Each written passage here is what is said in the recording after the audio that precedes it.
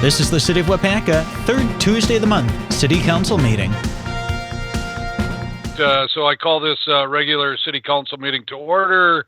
It is 6:02 p.m. And let's begin with the Pledge of Allegiance. Everyone please stand. I pledge allegiance to the flag of the United States of America and to the republic for which it stands, one nation, under God, indivisible, with liberty and justice for all. All right. Thank you, everybody. Sandy, can you read the clerk's open meeting statement for us? This meeting and all meetings of the Common Council are open to the public. Proper notice has been posted and given to the media in accordance with Wisconsin state statutes, so the citizens may be aware of the time, place, and agenda of this meeting. And take roll for us too, Sandy. Brian Smith. Here. Steve Hackett. Here. Lori Chestnut. Here. Paul Hagan. Here. Alan Keeland. Here. Scott Perchatsky. Here.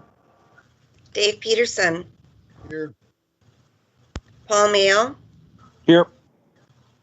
Dimitri Martin. Here. Mary Fair. Here. And Eric Olson. Here. 10 present. We have a quorum. Awesome. Thank you, Sandy. Thanks, everybody, for attending. We got a full house tonight. That's awesome for that. And then I do want to recognize the staff people that we have with us tonight. We have Sandy, our city clerk, obviously. Kathy is not here, but Jerry is here for her, Jerry Allen. I can see her in the middle of the screen there. Peg is on, right? I'm trying to see. Hi, Peg. I know she had a library meeting, but I know it's over, too. I listened to it for part of it. Tom Hart is here, our city attorney. Justin Behrens is with us tonight. And Andrew Whitman, Parks and Rec. Brian Hosell, our chief. And then, of course, Josh, our community media director, is also with us tonight. You have a consent agenda. Are there any items that council members would like to see on the consent agenda moved to the regular agenda? If not, we'd be looking for a motion to approve. So move. This is Lori, second. And was that Hackett? I'm sorry. Yes, sir. Okay. Motion by Hackett, second by Chestnut, that we approve the consent agenda as printed. Any discussion? All in favor signify by saying aye. Aye. Aye. Aye. Against? Motion carried. Regular agenda, like I said, the only thing that we have that is changing is you'll see at the end of the meeting, which is number 12, is our closed session. That was the only item that we had in closed session, so we're going to just cross number 12 off, and we'll skip. We'll go from 11 to 13. See how good I am at skipping numbers like that? All right. With that, though, we would need a motion to approve the amended regular agenda. Chair, so moved. I had a motion by Alan first, and then Mary, you're seconding Yes. the motion to approve the amended regular agenda. Discussion? All right. All in favor signify by saying aye. Aye. Aye. Against, say no. Motion carried. We have, I am supposed to pop this up quick here. We have under non-agenda items and announcements. We actually have a proclamation. You guys, I'm sure all of you people have seen it in your packet, but I think it's kind of cool. We have a proclamation honoring Angie Landsberg for Angie from the paper. Whereas Angie Landsvark, during the 25-year term of 1996 through 2021, served the city of Waupaca as a journalist for the Waupaca County Post. She has significantly contributed to press releases and articles representing the accomplishment of the city of Waupaca Common Council. And whereas the performance of her duties and responsibilities and her working relationship were always characterized by an obvious dedication to getting the job well done, and now, therefore, be it resolved that I, Brian Smith, Mayor, City of Waupaca, and the Waupaca Common Council express our sincere appreciation and thanks to Angie for her contributions to the city and highly commend her for the manner in which she had carried out her responsibilities. And again, now, therefore, be it resolved that I, Brian Smith, Mayor of the City of Waupaca, and the Waupaca Council declare February 22nd, 2021 as Angie from the Paper Day. So I know Angie can't talk back, but I know that she's on tonight. She told us that she would be following us on Facebook. So, so congratulations, Angie. Always good to have a good relationship with your press, that's for sure. Okay, let's go to public input. I know that in talking to Aaron today, he did not receive any public input. So, Sandy, have you received any? I have not. Okay. Any public input from staff or council members?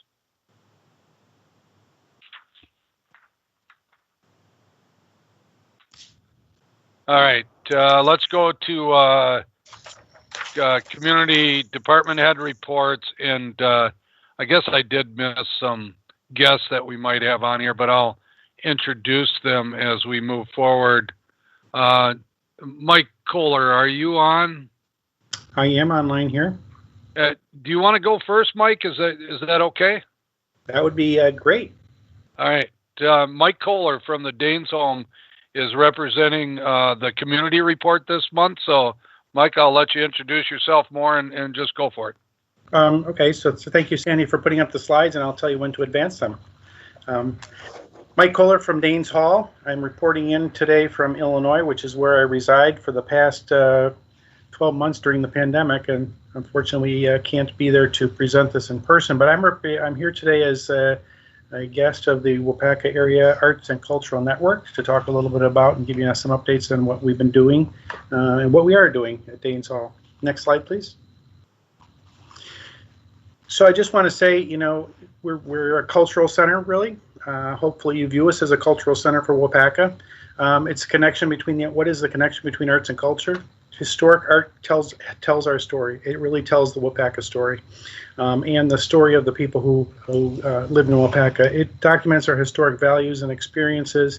It tells the story of the human psyche at the time at which the art or things were created. And more than our buildings and historic artifacts, which we see in a lot of museums, our culture is really documented in our literature, our paintings, our sculpture, our songs, and our poems. So next slide, please. So Danes Hall in the Waupaca Area Arts and Cultural Network, you know, this is just what I like to try to do and try to bring to Waupaca. If I can bring anything to the Waupaca community, it is to explore, document, and preserve, and where possible display Waupaca's historic arts and culture is in Danes Hall. I also like to conduct research on the stories behind the arts and culture, and I like to document those because they get lost easily in history. We're talking 125, 150 years worth of history documented in this community that gets kind of lost, and we're going to bring one up that's an important one coming up 150 years in the making. Provide stories, opportunities and it also provide opportunities to tell our stories. So we like to use Danes Hall as a venue by which we can tell our stories for lectures and art exhibits and stuff like that. And so you might ask, but why Danes Hall? What makes the Danes so important? The next slide. I only point out that they're not the only people in Wisconsin, and I recognize that, and we're not the only people in Waupaca, and I recognize that. But in 1890, they did represent, at that time, 45% of Waupaca County was born in Denmark. So it's got a very deep, and you know, the Viking blood runs deep throughout this area. And as you can look at that map, it was that little corner over there, Waupaca, Winnebago, and Brown counties, really was a hub of Danish immigrants coming. So the blood of the Vikings run deep through this area. You know that. Just look at the names at the end, of the N and SON or SEN.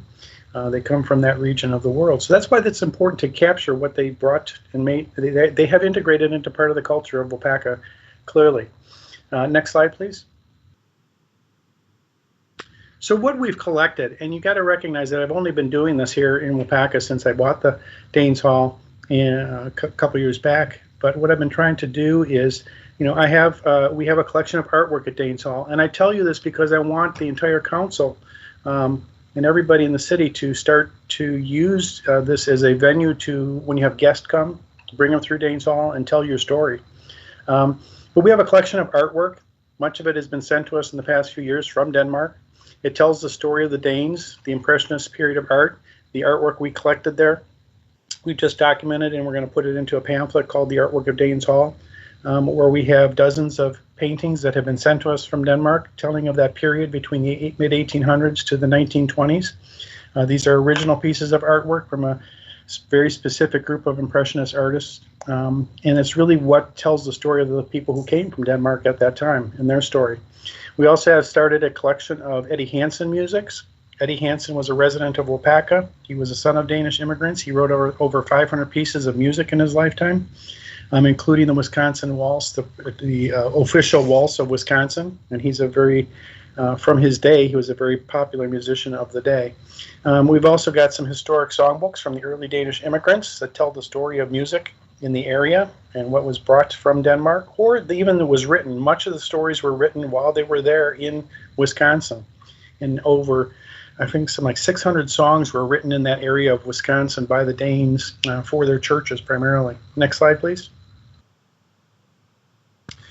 I'm trying to keep this brief, but I wanted to point out one upcoming event that upcoming historical event that I would like to build something around for Waupaca, and that was 150 years ago this year in May.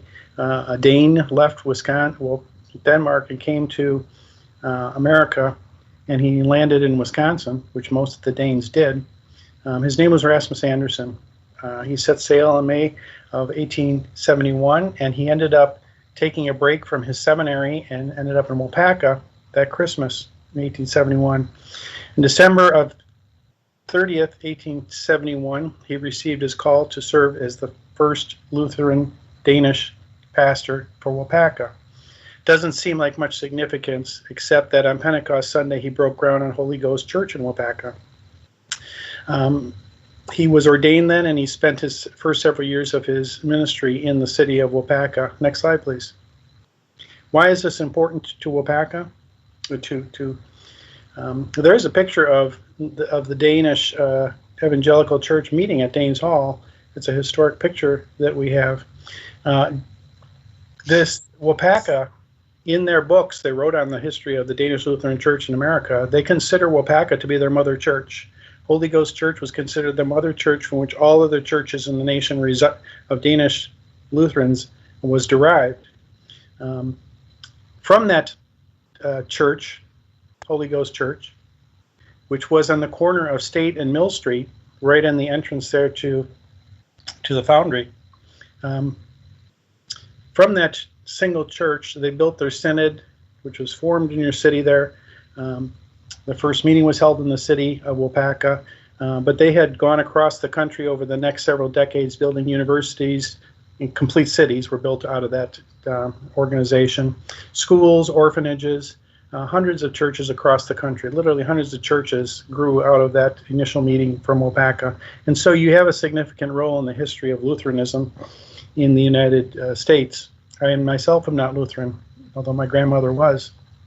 But it's a very historic position that Waupaca has, and we want to bring that story out this year and over the next couple of years as historic dates come into play, because much of the music of the church today, even the church today, comes out of that kind of organization that was in central Wisconsin at the time. Next slide.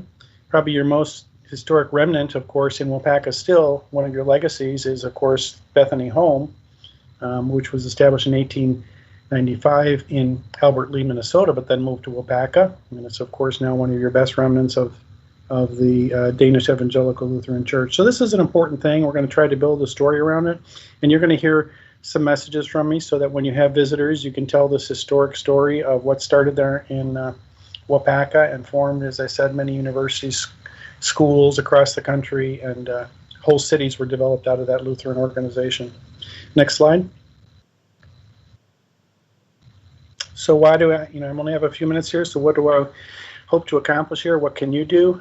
Really, we're developing materials. We're going to be we give lectures, of course, and online events. I want to point out that online events, we have equipped because of the pandemic, we've equipped Danes Hall now with live streaming capabilities. We bought the equipment and the services to do that. Is one of the kind of what you can do with this kind of stuff. 2 years ago, we had an event called the Yuletide Trail, which had a part of it was a concert, and at that concert we had about 125 people who attended that concert at Danes Hall. This year, because we couldn't have it, we decided to live stream it, and over 2,100 people viewed the concert at Danes Hall. So we really expanded how many people can see it, and they came from across the country and across actually the world, as some people even tuned in from Denmark to watch Waupaca's concert. I hope you can tell the story to visitors of the history. Once you learn more about the things that are in Danes Hall, you can come and bring them by and invite them to Danes Hall and tell the story of Waupaca. And then hopefully you can get yourself involved in the story. So that's my report for Waupaca Area Arts and Cultural Network, and I appreciate your time.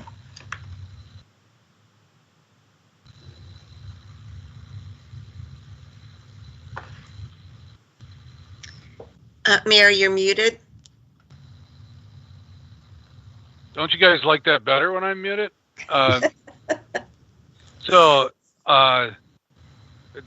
Mike, I just wanted to thank you for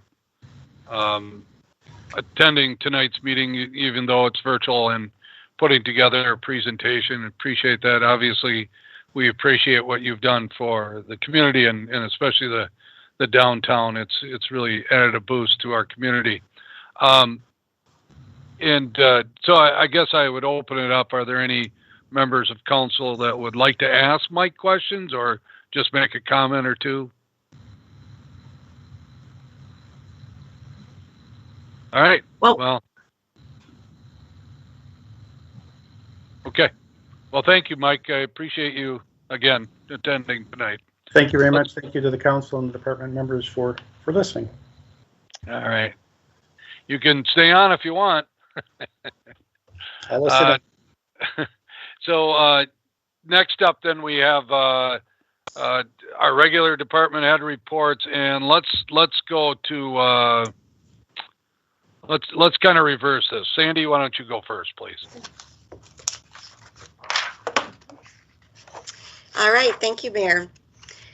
I'm going to report on yesterday's election. We had a spring primary where everybody voted for state superintendent of public instruction. We had 0.07% turnout, so less than 1%, 278 voters, and 119 of those were absentee, which meant that 159 actually walked through the doors. So it was a rather slow day for the workers, but it's another one in the books nonetheless. Our next election is April 6th, and that will be the last one of the year. And that's really all I had tonight. Any questions?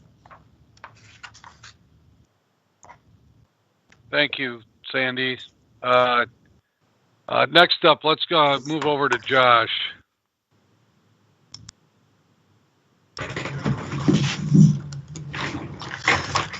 Okay, our new server just arrived. That's part of our capital budget for this year. We run 2 servers, one for general government items and one for law enforcement. So I'm replacing the general government one this year. That's going to be a couple-week process, just getting things moved over and configured and updated on that.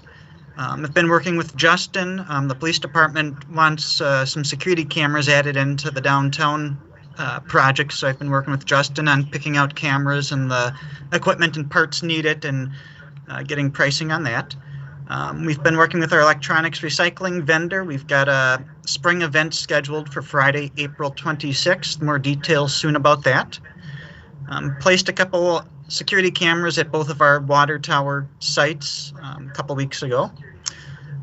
Community media side of things, I've been working with Winchester Academy, assisting them with doing a couple programs virtually. Since we typically tape a handful of their programs each series, it's kind of evening out time-wise. Waupaca Online, still no word on the grant we applied for. Was doing a little research on that, and it sounds like that the awards are going to be delayed a little bit. And then Ralph and I have been having some early discussions on some upgrades that'll probably tie into the grant project to be able to get more speed to our customers, and maybe looking at some revisions on our pricing to make more speed more affordable. And that's a little ways out, but that's just some stuff we're starting to discuss and plan for the near future. That's all I've got for updates. All right. Thank you, Josh. Anybody have any questions or comments for Josh? Thanks. All right. Chief Ozell. Thank you, Mayor. My report can be found on page 11. Our SWAT team, because of COVID, has not been training with all the restrictions and everything that we've had. They're starting to get together and train. So all the chiefs in the county got together to come up with some rules so that we can do some safe training with our SWAT team members. So we're going to be following the CDC guidelines. Officers, we're going to have a safety officer there. They'll be checking temperatures. If somebody doesn't feel good, they're going to send them home. They're going to socially distance. They're going to wear a mask, and we're going to continue to do training with them as long as everything works out. Along those lines, we've been able to start putting in for training. So we're looking at Sergeant Benchwall is going to be attending a FBI lead a supervisor class that's going to be held over in Oconto this year. And this is going to just helps prepare the next generation of police leaders. And also it gives us the critical steps in police leadership. Officer Hahn, she's going to attend the WAI conference, and that's going to be virtual. And they have some really good presenters that do that conference. I used to go to it years ago, and it's going to be people from our Wisconsin State Crime Lab that put that training on together. And then myself and our new administrative assistant, Tiffany Stotzheim, we're going to be attending some virtual schools. One of them is going to be the redaction of records and then managing of police records, and that's going to be coming up here in the next couple of weeks. And then Sam Van Dinter and Officer Dan Wazrud are going to shore up our field training program, and they're going to be gone this summer. And I'm looking at going to the International Chiefs Conference. And then we've also been doing videos online, and we have to do those because we're mandated by the state that we have to have 24 hours of training. So we've been doing 2-hour videos online through the Department of Justice so we can get those 24 hours in. Our latest officer, Nick Booth, has been field training on night shift with Officer Van Dinter and Officer Wazrud, and he's just finishing up. He's going to be on his own on February 23rd, so that'll finally bring us back to full staff. And with him being in that position, we're able to reduce overtime, and we're able to send people to training so it doesn't cost us the overtime. One of the other things that we're doing is we're continuing to update our policies within the department. I have a volunteer, Sergeant Zuby, unfortunately had an injury, and he's working in the office, so he's assisting me with the policies. But the process we have for the department to update the policies are what we have to do is we look at the old policies, we review what the new guidelines are for the policies, and then we incorporate all the new language into the new policy. And we utilize a company called CSI, Custom Service Information. This is a company that I met at the Chiefs Conference, And they're very well written policies, and they're covered all the standards that are set forth by the Y League accreditation and federal and state laws. So if there's any updates that different changes in the laws that come up, this company updates that and they send us that information in the mail. One of the things that we're doing as supervisors is we're continuing to work on the annual report. The annual report we reported to the council when we received the final numbers from our budget. What we're waiting for is money that was used for the COVID-19 budget needs to be taken off as to what was offset. I had mentioned earlier that Sergeant Zuby was assisting me with policies. Unfortunately, he injured his shoulder when we were taking a person into custody on a disorderly conduct complaint. The department also, we're investigating, I'm sure some of you have seen on the news, there was a vehicle theft of a U-Haul, and that U-Haul was used in thefts in Anago and was actually later recovered in Chicago.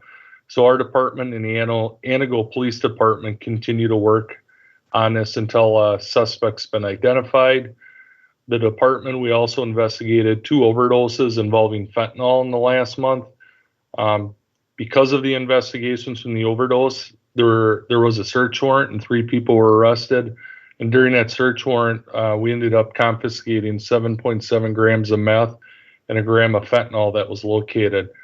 The department, we also had 3 fraud complaints that were taken care of, and 2 of the complaints involved individuals getting prepaid Visa cards and providing the PIN numbers to the suspects.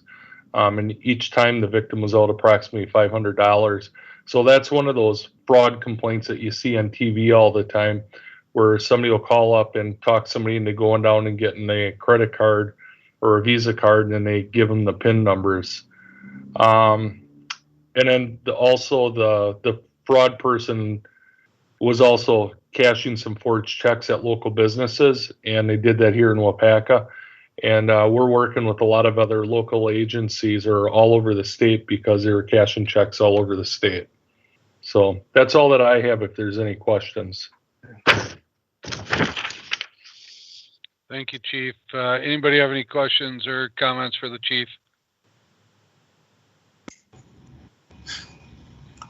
All right, appreciate it. Andrew, Parks and Rec, you want to go?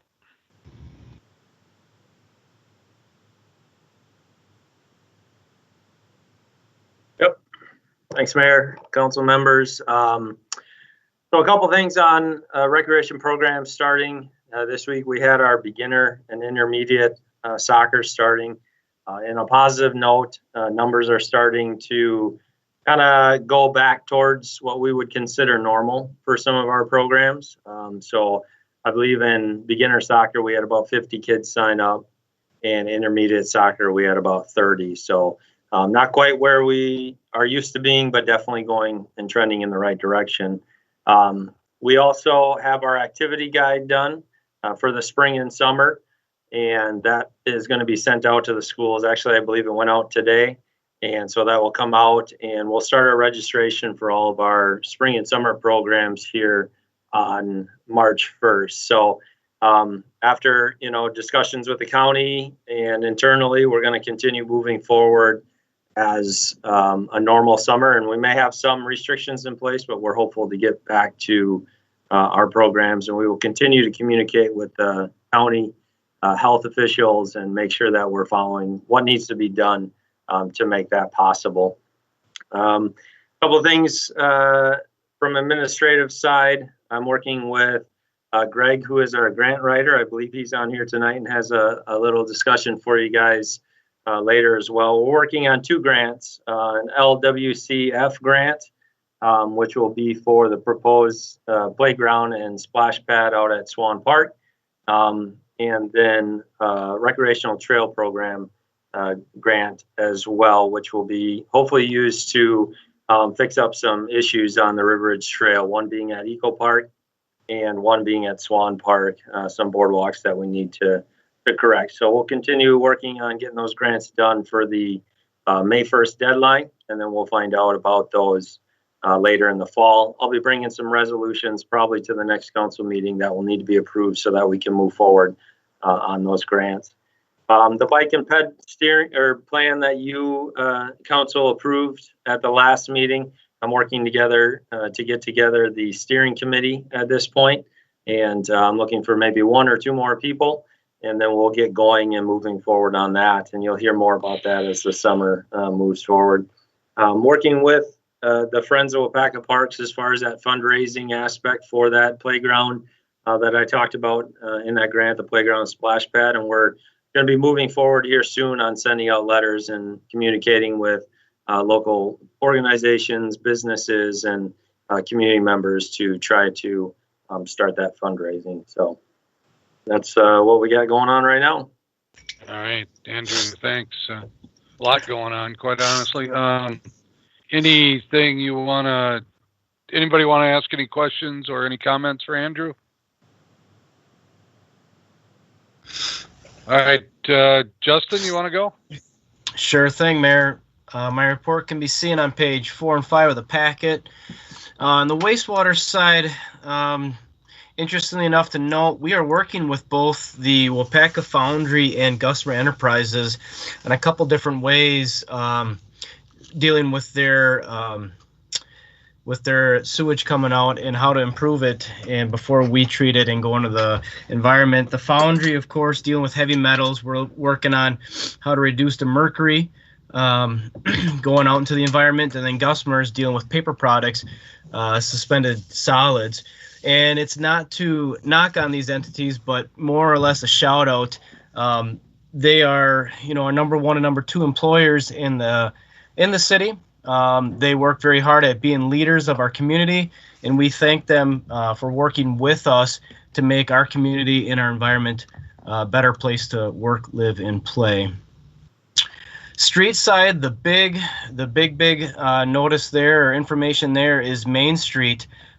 Just 2 days ago, Aaron Jensen and I had a meeting with the DOT and the contractors, and we set up a public information meeting and a pre-construction meeting.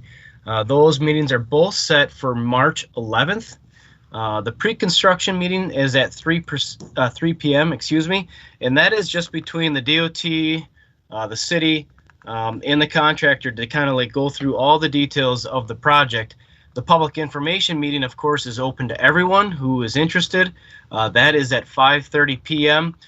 Like in the past or the last one we did, it will be a virtual meeting. So we will broadcast this live on Facebook.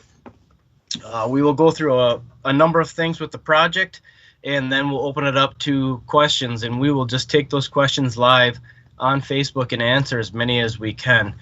So mark your calendars. We will distribute information on that, and we will advertise for this tremendous project, and we're looking forward to it getting started. Water side, we've had a couple water main breaks with the cold weather, So when the temperatures dip down, it's a common thing to have a water main break because water freezes and it puts pressure on the pipes. It's worthy to note because our street department guys and our water guys don't take a break.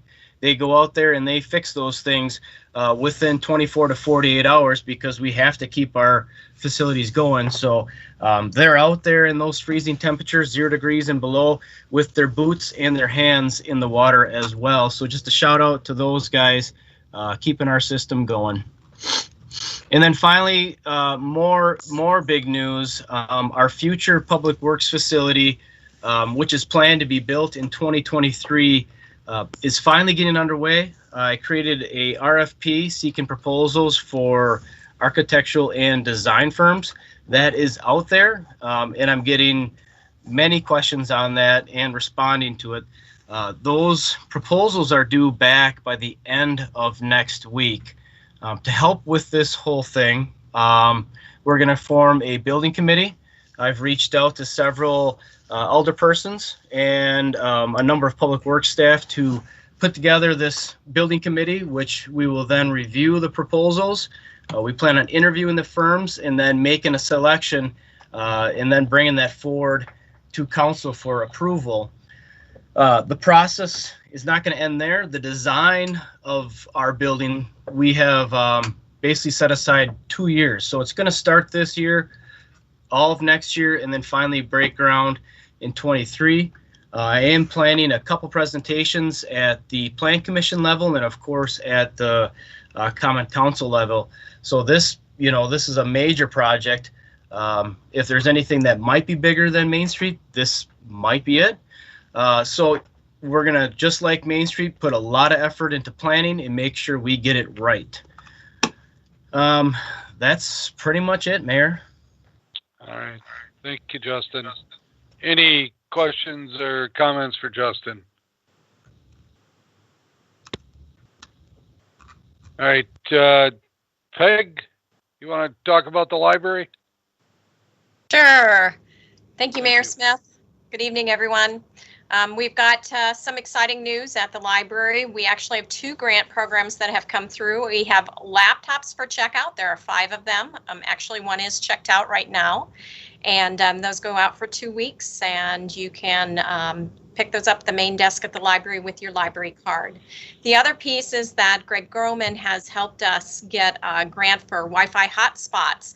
And that grant came through. We have 13 hotspots we're going to be circulating to people in our community who need access to the internet. There will be a 2-week checkout and 3 possible renewals if no one is waiting for it. So we've been working on policy and getting those ready to go, and hopefully within the next 2 weeks we'll see that happening.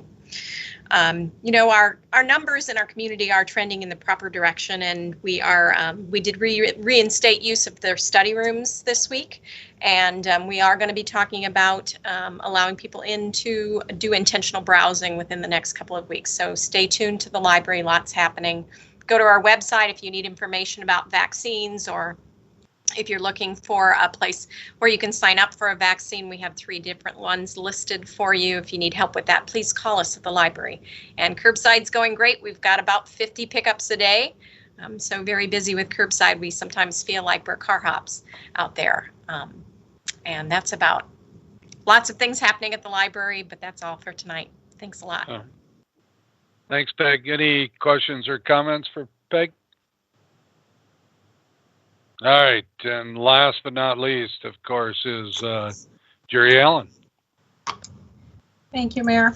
I don't have a whole lot. A couple of things. We're having a presentation on March 12th, preparing for your retirement. It's just going to be a live interactive Zoom meeting type of thing down in the council chambers.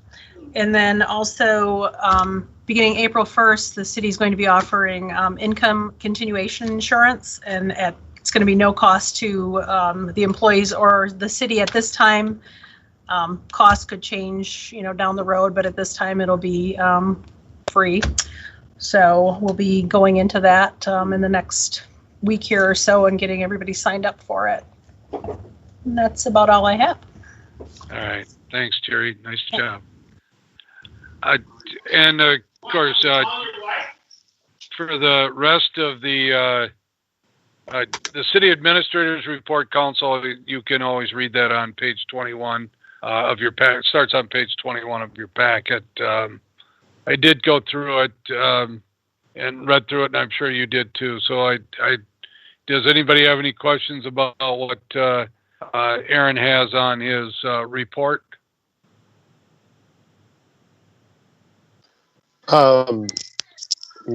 Mayor, can you hear me? I can, Andrew. Okay, fantastic. Well, Aaron had asked me to attend part of the meeting this evening in case there were any questions regarding agenda item number 9, I believe. Yeah, we're almost there. So okay, I'll hang tight. Hang on, you're long distance, I heard? I am long distance. I'm out here in Wyoming, and yeah, calling in remotely. Well, we appreciate this, Andrew. Thank you. Okay, let's go to unfinished business. This is an ordinance amending ordinance number 09-2020, which repeals and recreates Chapter 17 of the Zoning Code of Waupaca Municipal Code. And this is the second reading. And Tom Hart, I understand that you are just going to give us a summary on this. I am, Mayor, thank you. So this ordinance, as you can see, is quite short. It was introduced after a public hearing last meeting. The intent of the ordinance is to incorporate the attached district map into the new zoning code, and the ordinance would simply do that. What brought this to council at this time was in the revised zoning code, there was a creation of the Fulton Street Corridor Overlay District, and the ordinance set out a bunch of standards and specifications of what that district is. This map then would formally, in addition to including all of the districts, would formally delineate the districts of the Fulton Street Corridor Overlay District. All right, Tom, thank you for that. And I have to ask Sandy, have we had anybody make any comments on this ordinance? I haven't heard. Okay, and Aaron has said he hasn't heard anything either, too. So, if council is okay with that, this is a second reading, and so we would be looking for a motion to approve this ordinance. Alan moves to approve. Martin, second. Motion by Keelan, second by Martin, that we approve ordinance number 01-2021. It's an ordinance amending ordinance number 09-2020, which repeals and recreates Chapter 17 of the zoning code, the City of Waupaca Municipal Code. Any discussion? Sandy will call the roll. Steve Hackett, Aye. Lori Chestnut, Aye. Paul Hagan, Aye. Alan Keeland, Aye. Scott Perchatsky, Aye. Dave Peterson, Aye. Paul Mayo, Aye. Dimitri Martin, Aye. Mary Fair, Aye. and Eric Olson. Aye. 10 ayes, motion carried. All right. Thank you, Tom. Thank you very much for stepping in there. All right. Next up, this is you, Andrew. So, oh, no, not yet. I'm sorry. One more here. This is an ordinance for remote meeting procedures and using the internet for our meetings. And this is also a second reading, and that is on pages 81 through 84 in your packet. Again, this is just, it's basically doing what we're doing now, but we can continue this once the emergency is no longer in place. And the concept is that we would allow people to attend the meetings, and not only attend the meetings, but actually participate in the meetings virtually. We didn't set any real standards on how often we would allow this to happen, but because we thought we would use this first year just to try and figure it out. And as I said at the last meeting, through the budget process time, although this is a non-monetary thing, we thought we would have the discussion on how we felt it went this year and if we need to make any changes. So even though this ordinance is basically set in stone, it's only set in stone till the end of the year, and then we'll look at either accepting it further or revising it to meet our needs. We did not have any public comment on this. Is there anybody that would like to ask any questions or make any comments? This is Paul. I just want to say I think this is a fantastic idea, and it will encourage participation if people are on vacation or have to be in other areas. I think it's a great idea. All right. Thank you, Paul. Yeah, obviously we can get Andrew all the way out in Wyoming. It must be doing something right here. Andrew Dane, that is. So we would be looking for a motion to approve this ordinance. Move to approve, Martin. Got a motion by Martins, second by Chestnut, to approve ordinance number 02-2021. It's an ordinance for remote meeting procedure using internet meeting services. Any further discussion? Sandy will call the roll. Steve Hackett, Aye. Lori Chestnut, Aye.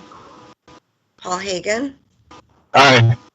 Alan Keeland, Aye. Scott Perchatsky, Aye. Dave Peterson, Aye.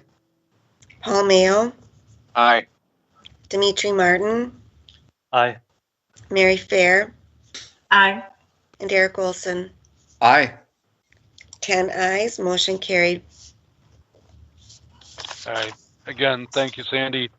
Under new business, we have a resolution number 1467. This is authorizing staff to submit Community Development Block Grant, or CDBG as we call it, and also the CV Grant Housing Assistance. And we do have, as guests tonight, we have Greg Groman, who is our grant writer, and I think you've all heard him or have at least met him. And then I know that I'm pretty sure Laura West from CAP Services is also on with us. So, Greg, I'm going to turn it over to you, and I'm guessing that you and Laura are going to team this up. Yes, thank you, Mayor. Are you all able to hear me okay? Perfect. Good. All right. So some of you got the abbreviated or the longer version earlier this week. I'm going to do a more abbreviated version now. So to give you some background about the CDBG CV program and our proposal to the CDBG CV grant opportunity, I wanted to just start and familiarize you with what the Community Development Block Grant Program is and where this money is coming from. If we can go to the next slide. The CDBG program is an annual grant program that's operated by the U.S. Department of Housing and Urban Development. It distributes funds to states and to entitlement units of government, which are primarily, larger urban areas. It also has a separate pool of funds available for non-entitlement units of government, which are distributed to municipalities by the state in a competitive grant process.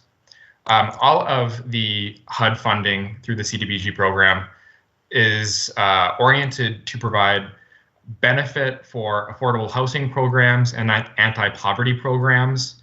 There's a set of national objectives that proposals to this project must meet, and those are to ensure decent housing, create a suitable living environment, and to expand economic opportunity for people who are low and moderate income, which HUD defines as any person making 80% or less of the area median income.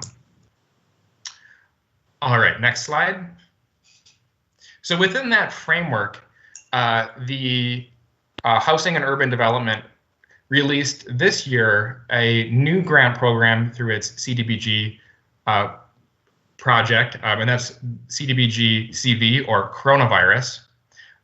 This program was created with a $5 billion act of Congress through the CARES Act.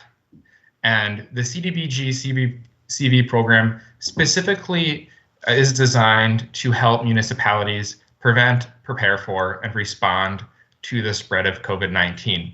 There's a lot of other CARES Act funds out there. I'm sure that Waupaca has benefited from a number of these.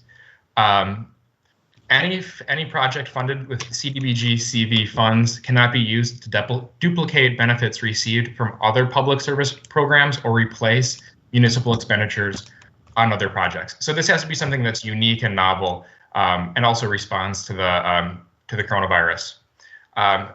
This project is administered by the state of Wisconsin. It has $44 million to distribute for this project. One of the things that's really unique and exciting about this opportunity specifically is that the DOA has made $2.8 million of CDBG CV aid available to central Wisconsin specifically. So the city of Waupaca will not be competing against Milwaukee or Madison. It will be competing against communities that look similar to our own. And there's no local match for this project. So we can apply for, our project is a $1.1 million project without any local match required at all. This must still meet a national CDBG objective, which is benefit to low and moderate income persons that responds to an urgent local need, in this case, housing. Next slide. So what we're proposing for our CDBG CV application is a $1.1 million housing and utility assistance project. This housing assistance project is unique because it includes not only rental assistance, which other projects have already provided for, but also mortgage assistance, utility assistance, foreclosure prevention, and it also will cover lot fees for individuals who may live in a mobile home. These payments would be provided directly to landlords, lenders, and utilities on behalf of qualified applicants, and individuals would be eligible for up to $5,000 in assistance for a period of 6 months. We've been working with our partners at CAP Services to develop this project because CAP Services is a regional expert in housing assistance program administration, and they provide language support in English, Spanish, and Hmong. So they're able to administer this project equitably in our service area. And then finally, we're taking a regional approach to this project. So our CDBG CV project would be open to low and moderate income individuals who are experiencing financial injury from COVID-19 in Waupaca County, in Waushara County, in Marquette County, and in Portage County. And the reason for that larger regional approach is because that's the direction that we were asked to take by the DOA. They're wanting to fund something that provides benefit to the central Wisconsin region. So this project responds to that application requirement of larger regional impact, while still providing benefit directly to eligible households in the Waupaca area. All right, I am going to now transfer over to the next slide and pass things over to Laura, who can talk more about the need and justification for this project. Thank you. So when we met last fall to discuss this funding opportunity with the city of Waupaca, we were looking at what the need was and specifically what the unmet need was, since this cannot be duplicated in anything that somebody has received, whether it be an individual or a business or a municipality, however those funds are used. So what we knew from the CAP side of things is that there was a great housing need. CAP Services had administered the RAP funds, which was the Wisconsin Rental Assistance Program, last year. And in the 6 months that CAP administered that, we served 660 households and deployed $1.3 million of rental assistance. Once those funds were spent, there wasn't any more. And we had up to a year to spend those, but they were spent within 6 months. So clearly there was still a big need to meet housing, whether it be rental or mortgage assistance. And the one thing with RAP is it was only for rentals. It did not include mortgages at all. So homeowners did not have any type of assistance to help them make their payments. So that was one of the biggest areas that we were focusing on with this. What we didn't know at the time is whether or not there would be any more rental assistance that would be available. What we know today is there is a new program called WERA, which is Wisconsin Emergency Rental Assistance, that's actually launching on Monday, the 22nd of February. So what will happen is if somebody is a renter and they apply for this funding, they will be directed to the WERA funds first. The benefit in that is that WERA can cover arrears up to 12 months. So basically back when COVID started, if they didn't already receive the RAP funds and they're still behind. In addition to that, it can cover rent going forward, I think it's going to be 3 months at a time. So the individual would apply for rental assistance for 3 months. If they still have economic need due to COVID, they can reapply for another 3 months. With that, we believe that the funds through the CDBG CV will mostly focus on mortgage assistance. And that is an area that has received no assistance whatsoever.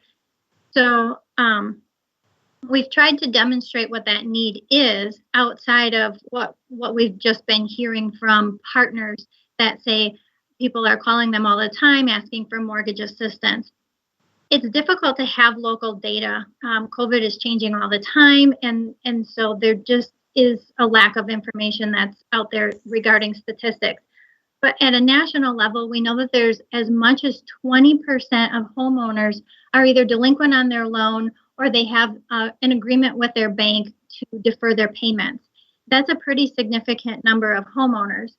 I did survey banks locally and found that the smaller the bank, meaning community banks, the lower the rate of delinquency and deferrals.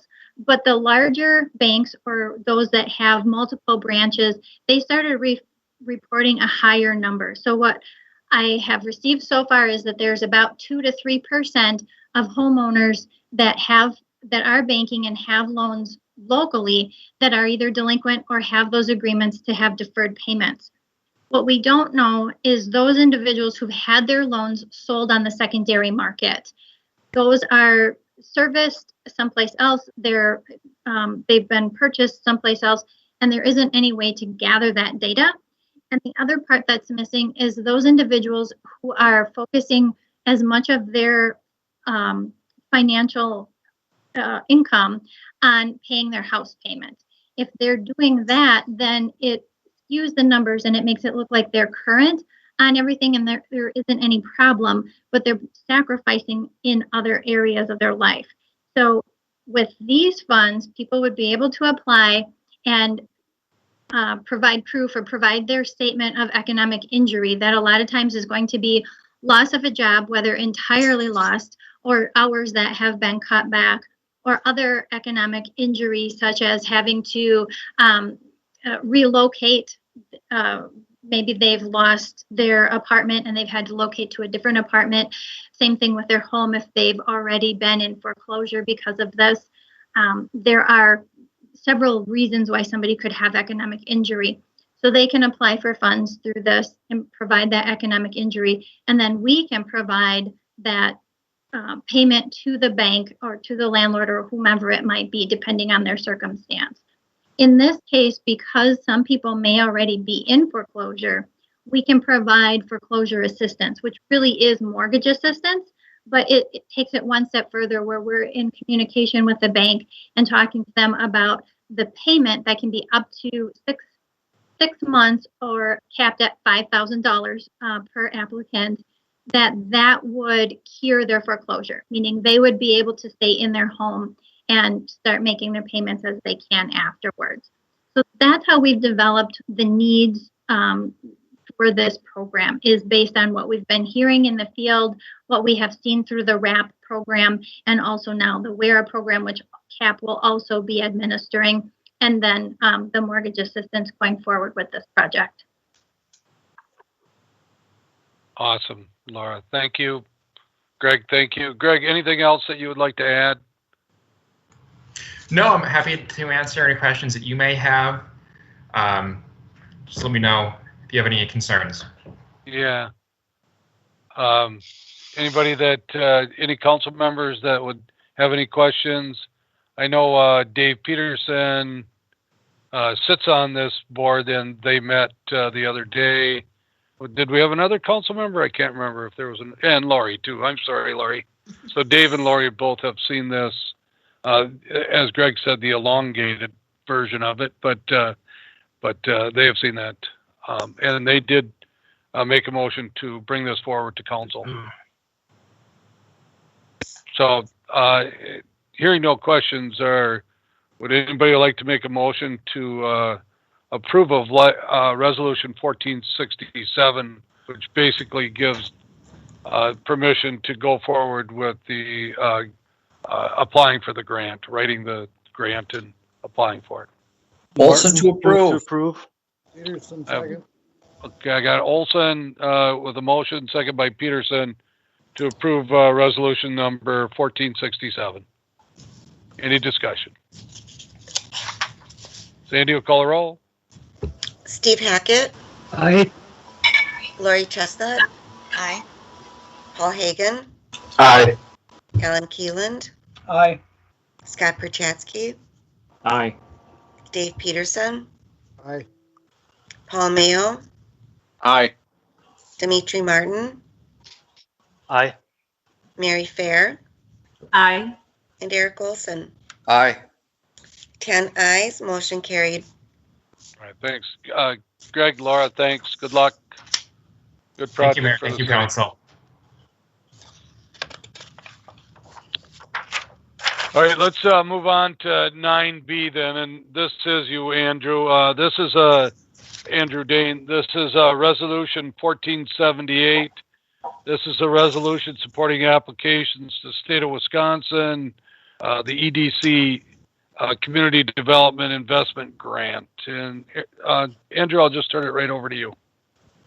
Okay, can you hear me? We can? Okay, fantastic.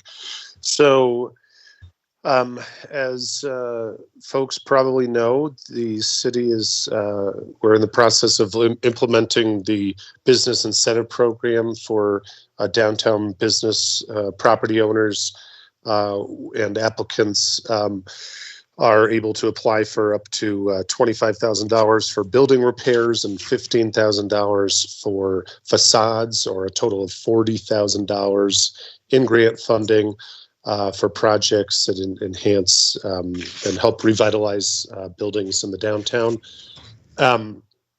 We recently, excuse me, we have 2 applications have been submitted so far, and I will just say about another 8 that are in the hopper, as it were. I anticipate full applications coming forward. So I think the program's off to a really strong start. And one of the projects that was shared at the last CDA meeting is a building at 201 North Main Street, I believe is the address. And Mike Beacom is proposing a renovation of some apartment units and some retail spaces there. And the CDA had made a award for the full amount, the $40,000 to support his project because we felt the CDA felt it was a catalyst project for that end of Main Street. We, in some conversations we had with our area manager for the Wisconsin Economic Development Corporation, that's the state of Wisconsin's economic development organization that also goes by the acronym WEDC. Through some conversations with the WEDC area manager, John Bartz, we became aware of an opportunity to actually leverage the funds that the city's investing in these downtown properties through the WDC's Community Development Investment Grant. And that Community Development Investment Grant offers a matching grant for projects that enhance and revitalize historic downtowns, such as Waupaca's. And so we have an opportunity here, and the resolution is in support of an application for a community development investment grant that would essentially provide funding for and here up to $100,000 in funding to support this project. Essentially, what that funding will do is it'll allow the owner, the developer, to do a bigger project than he would have otherwise been able to do, and it'll also allow us to extend our grant dollars as well, just because of the leverage we're getting on this. So the idea with this grant is the city would apply, similar to the CDBG discussion we just had, the city would actually apply for the funds in this case. And then as Mike completes the project and he's awarded our local dollars, we would essentially be a pass-through agent that would award up to another $100,000 in funds for that project. And I guess just in closing, I think this is a really exciting opportunity for us, not only for this project, but if we see other major projects coming forward for the downtown, it essentially allows us to kind of take this local program and instead of just getting a one-to-one match, it allows us to, double or triple our investment in the downtown property owners. So if this is successful, we might anticipate potentially another business coming forward to take advantage of this as well. So with that, I will stop talking and see if there's any questions. Thank you, Andrew. Anybody have any questions for Andrew?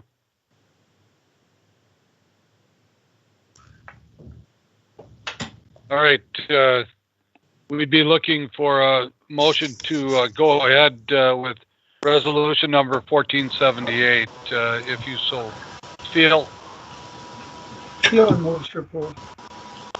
Second. Hackett. Motion by Keelan, second by Hackett, that we approve resolution number 1478, a resolution supporting the application to the State of Wisconsin Economic Development Corporation Community Development Investment Grant, which is CDIG. Any discussion? All right, Steve, I know you like all these acronyms, so we like to get them in there for you in a night's time there. Thank you. Sandy will call the roll. Steve Hackett, Aye. Lori Chestnut, Aye. Paul Hagan, Aye. Alan Keeland, Aye. Scott Perchatsky, Aye. Dave Peterson, Aye. Paul Mayo, Aye. Dimitri Martin, Aye. Mary Fair, Aye. Eric Olson. Aye. 10 ayes, motion carried. All right, Andrew, go back to being entertained by your son there. Appreciate it. Thank you. Next up, we have wastewater treatment facility Clarifier Rehabilitation Project 2021. Justin, I got to put my seatbelt on to get ready for this. Yes, buckle up, get ready. All right. The memo starts on 87 with attachments going on to page 94, I believe. Yep. So last year, I came to council looking to rehabilitate 2 of our 4 clarifier tanks. Kind of described in detail what a clarifier does in general. It's just a settling tank. At that time, we had 2 options to rehabilitate. We had a re-epoxy or go with the stainless. And we decided to go with the stainless, replace all the metal components with stainless just because of the life of stainless we know will last over 50 years. Where the recoating epoxy, those systems last about 15. So that project was completed last year, 2020. That was only 2 of the 4 tanks. We had to redo the project and finish this off for 2021, which we put in our capital plan and took this back out to bid. And well, the only one that responded to the request for proposals was Waupaca Machine Repair, which coincidentally won the bid last year for the stainless steel option. So even though we got just the 1 bid, we're still excited about work with Waupaca Machine Repair again. They're a local contractor right here in the city of Waupaca. They've done great work. They were the low by far for the stainless option last year, and we feel that that's the same moving forward with them again. So I am going to keep this short and sweet unless there are questions moving forward.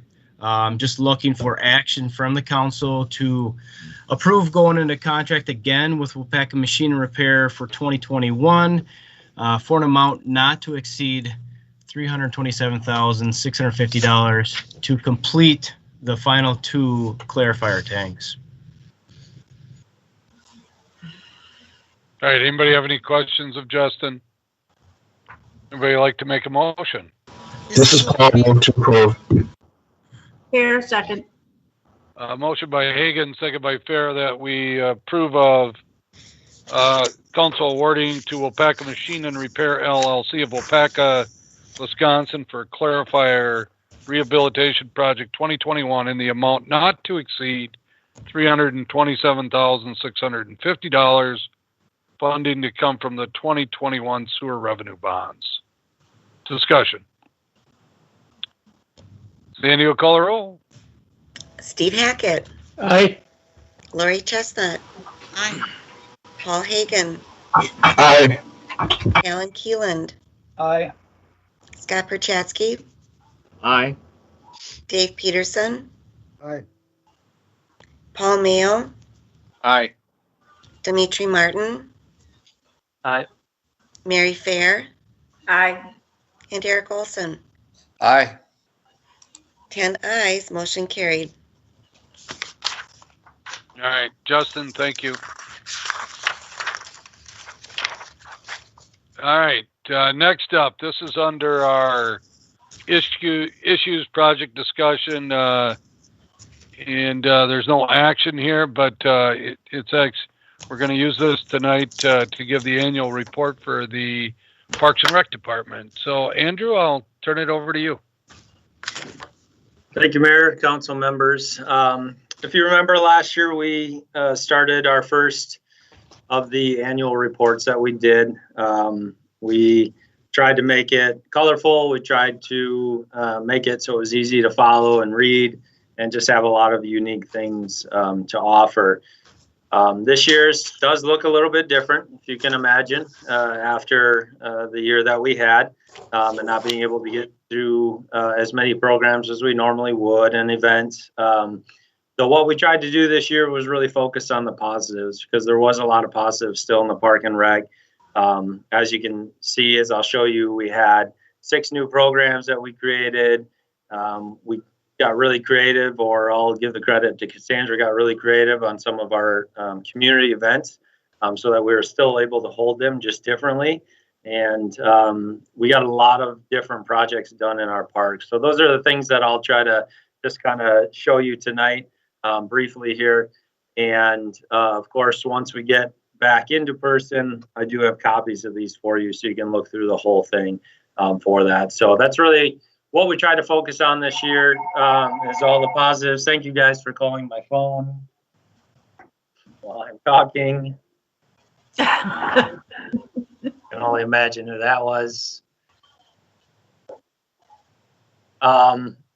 So starting off, I want to get to that first thing, or the thing I talked about with the park facilities and the things that we were able to do. So because, kind of make the best of the situation, because of the not having so many people in our parks, we were able to really accomplish a lot of facility upgrades. You can see on this page here, we had 10 facility upgrades that I would consider pretty large projects. And then we added some other numbers in there as well. If you're wondering, we have 22 slides in our parks. And yes, I did have to drive around because I did not know how many slides. I was close, but I missed a couple there as we went through. So some of those things that were accomplished, you remember back to the beginning of the year, it was approved to put new siding and roofing on the Swan Park buildings. We did every single building that we had out there. That was all done by our staff, so Josh and Casey, and they did pretty much everything on here throughout the years. So I give them some credit as well for getting that done. We put another new shade structure. It's actually a double shade structure out at Swan Park in between field 1 and 2. So we'll have that back up this year for use. We redid the railings and upgraded did some upgrades in the bathrooms down at the beach. That was still used a lot this summer, so we wanted to make sure that we kept on top of that. We put in an irrigation system at Boyer Park. We have a group of volunteers that takes care of that park, and they do a tremendous job. And they would bring in water to keep the flowers looking nice. And so that was something, again, that was approved by you guys to put that irrigation system in. Talked a lot about the update at Riverside Park, the shelter. If you haven't seen that, definitely go check that out. And we also did some work in the bathroom there. We upgraded a lot of lights throughout the whole system to LEDs. We updated the bathrooms at Lakeman Field. We did have to replace that fishing pier at Bowerstocks. If you remember, got that new kayak launch in, and then we added some more concrete decorative edging around Riverside Park.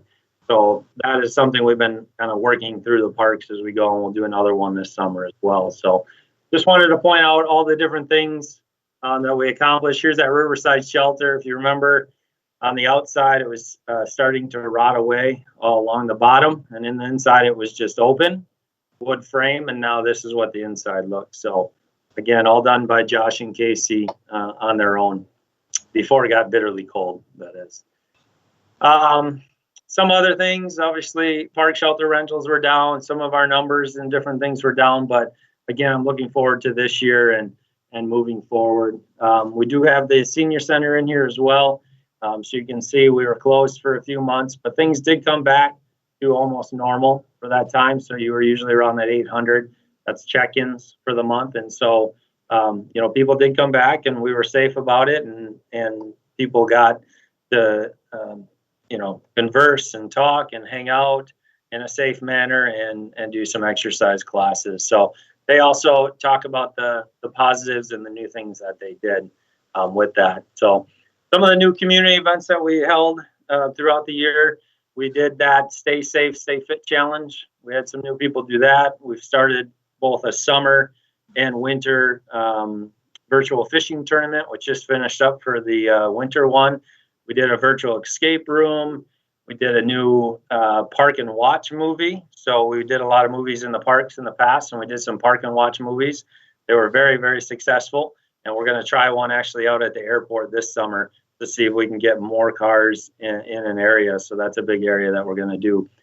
One of my favorite things we did throughout the year was that nurse care packages. We delivered 145 of those to nurses at Theta Care and Bethany, and a few to Ascension as well.